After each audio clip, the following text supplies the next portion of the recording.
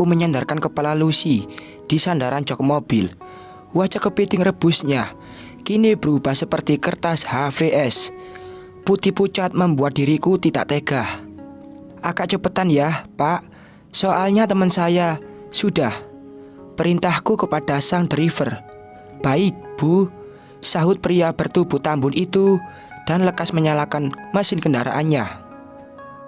Gegas aku menghubungi Mas Ibnu, memberitahu kalau kekasih hatinya sedang mengalami hebat dan menyuruhnya untuk menunggu di rumah sakit.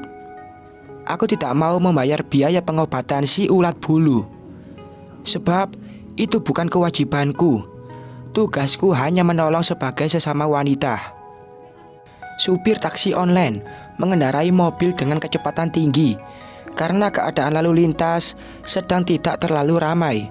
10 menit setelahnya, mobil yang aku tumpangi menepi tepat di depan parkiran gedung berlantai 4. Segera aku memanggil petugas medis, menyuruh perawat membawa berangkar, serta membantuku menggotong tubuh Lucy yang sudah tidak sadarkan diri. Aku mengedarkan pandang mencari keberadaan Mas Ibnu. Tidak ada. Kemana buaya buntung itu? Apa dia tidak mau membiayai pengobatan gundiknya? Karena tidak ada tanda-tanda kedatangan calon mantan suamiku, aku memutuskan untuk menggeledah tas si ular keket, mencari uang di dompetnya, juga mengambil ATM karena harus membayar uang muka biaya perawatan Lucy. Hanya ada 300 ribu. Kere banget sih, masa pelakor nggak punya uang? Di mana-mana pelakor itu duitnya tidak berseri. Kalau nggak dapat uang dari kekasih gelapnya buat apa? Sudah dicap jelek oleh semua orang, tapi masih kere. Berjalan mendekati mesin anjungan tunai mandiri, memasukkan benda pipi persegi itu, dan menekan pin menggunakan tanggal lahir Mas Ibnu. Berhasil. Mudah ditebak sekali nomor pin kartunya. Dasar bucin. Yang laki-laki pakai tanggal lahir gundiknya, yang perempuan pakai tanggal lahir si laki-laki. Sungguh pasangan yang sangat serasi. Lekas menekan nominal maksimal yang tertera di layar, mendengarkan bunyi nyaring suara mesin ATM, menghitung uang yang terdengar begitu merdu dan sedap didengar. Tidak lama kemudian, keluarlah 25 lembar uang ratusan ribu. Ya Allah, Lus, kasihan banget. Saldonya cuma ada 5 juta. Untung aku bukan wanita jahat. Jadi gak aku kuras isi ATM kamu yang sedikit itu, dan meninggalkan kamu tergolek lemah di rumah sakit. Gumamku seraya berjalan ke bagian administrasi dan membayar uang muka biaya pengobatan gundik suamiku. Sisanya nanti dibayar setelah calon mantan suami saya datang ya, Mbak, ucapku, membuat si Mbak yang sedang bertugas di depan meja kasir mengernyitkan dahi. Maksud saya pacarnya ibu yang suamiku. Pokoknya begitulah, Mbak, imbuhku. Berusaha menepis rasa bingung petugas bernama Astiana itu. Baik, Bu, silahkan tanda tangan di sini. Menyodorkan selembar kertas dan segera ku tanda tangani supaya urusannya cepat selesai. Tidak lama kemudian, ponsel di dalam tasku berdering. Ada panggilan masuk dari Abraham, menanyakan keadaan Lucy dan juga calon anaknya. Aku belum tahu, Bram. Lucy sedang dalam penanganan dokter. Mas Ibnu juga belum datang ke rumah sakit. Entah kemana dia sekarang, jawabku, sembari mengenyakkan bokong di atas kursi besi. Ya sudah, kalau urusannya sudah selesai, segera pulang. Jangan mampir-mampir. Apa perlu aku jemput? Pesannya sudah seperti Mas Ibnu dulu ketika kami masih bersama menjalani biduk rumah tangga. Mengapa mendadak dada ini terasa sesak? Aku menarik napas dalam-dalam, melonggarkan dada, lalu membuangnya perlahan. Halo, Mai, kamu masih di situ kan? Aku tersentak kaget mendengar teriakan Abraham dari ujung sambungan telepon. Iya, Bram, sebentar lagi aku pulang kok. Mau aku jemput nggak? Tidak usah. Aku sekalian mau nyari barang. Menutup sambungan telepon secara sepihak karena tidak mau terlalu lama mendengar ceramah dari mantan tunangannya Lucy. Apa Lucy meninggalkan Abraham karena dia terlalu sering diceramahi ya? Keluarga Ibu Luciana, tanya dokter laki-laki yang baru saja keluar dari ruang tindakan. Iya, dok. Bagaimana kabar gundik suami saya? Maksud saya Bu Luciana. Jawabku terbata. Alhamdulillah, janinnya masih bisa diselamatkan. Cuma Ibu Luciana harus bed rest total dan tidak boleh banyak bergerak. Terang dokter panjang kali lebar. Aku hanya menjawab dengan anggukan sebagai tanda faham. Tanpa menengok keadaan si ulet bulu, aku memutar badan meninggalkan rumah sakit dan memesan taksi online untuk mengantarku ke sebuah restoran terdekat dari tempat itu.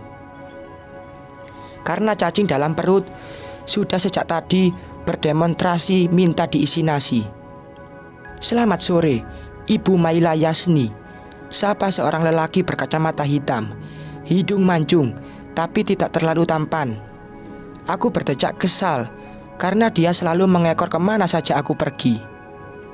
Kamu itu kok seneng banget buntutin aku, Bram? Sungutku kesal sembari membuka pintu mobil dan duduk di sebelah Abraham. Lah, siapa yang buntutin kamu, Maila? Pede banget. Memangnya kamu siapanya aku? Sahut Abraham, membuat seketika aku langsung menunduk malu. Lagian, kamu sih, Mai, kepedean banget. Aku bergumam sendiri dalam hati. Aku itu kebetulan lewat sini, terus lihat kamu berdiri di pinggir jalan.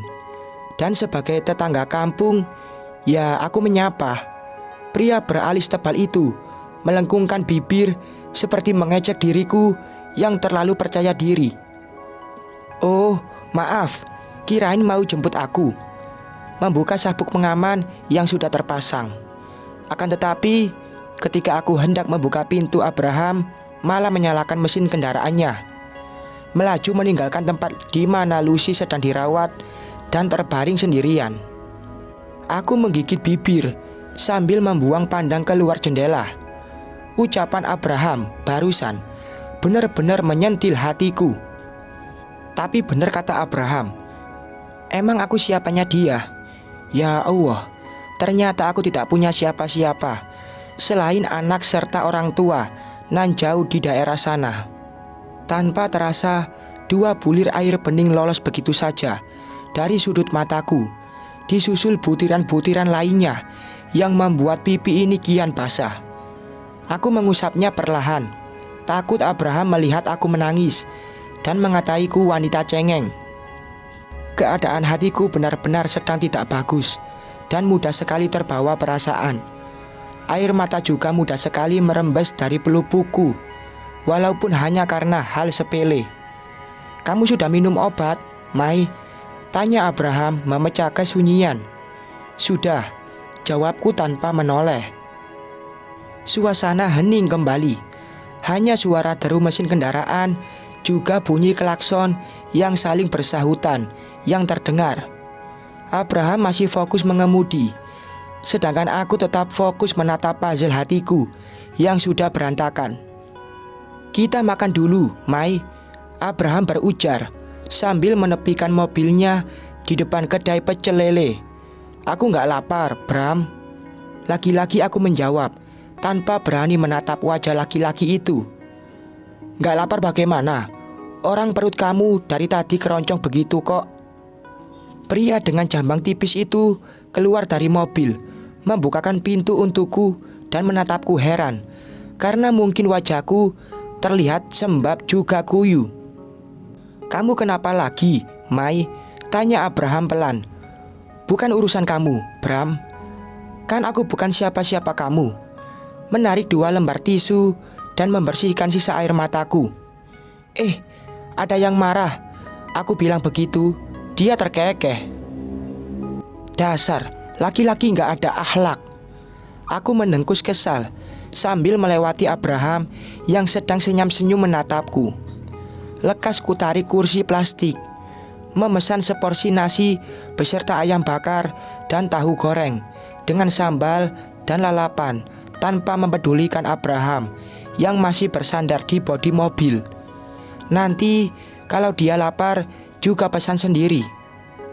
Makan sendirian aja, Bu, ledek pria bermata sayu itu, membuat diri ini semakin kesal dibuatnya. Memangnya harus ngajak Pak RT? Sungutku, seraya mencubit daging ayam berlumur bumbu dan memasukkannya ke dalam mulut. Abraham ikut menyantap makanan yang terhidang di depanku tanpa permisi, juga meneguk es jeruk milikku hingga tandas. Aku menoleh menatap heran pria menyebalkan itu, hingga tanpa sengaja pandangan kami saling bertabrakan, menimbulkan desir aneh di sanubari, serta rasa panas yang menjalar di pipi. Astagfirullah, Mailah, jangan suka menatap mata laki-laki yang bukan mahram kamu. Ingat, Mailah, itu termasuk perbuatan dosa. Aku lekas menundukkan pandangan, menghindari bersitatap dengannya. Keadaan terasa kaku sekarang ini. Abraham juga menghentikan aktivitasnya, menggangguku makan, dan lebih memilih memesan sendiri, sambil terus mengetuk-ngetuk meja. Setelah selesai makan, kami pulang ke tempat masing-masing dengan keadaan saling diam, tanpa sepatah kata pun. Juga suasana yang berubah menjadi serba canggung. Jangan sampai gara-gara tatapan mata yang tanpa sengaja itu merenggangkan hubungan pertemananku dengan mantan tunangannya Lucy. Karena dia satu-satunya kerabat yang aku miliki di Jakarta. Bersambung.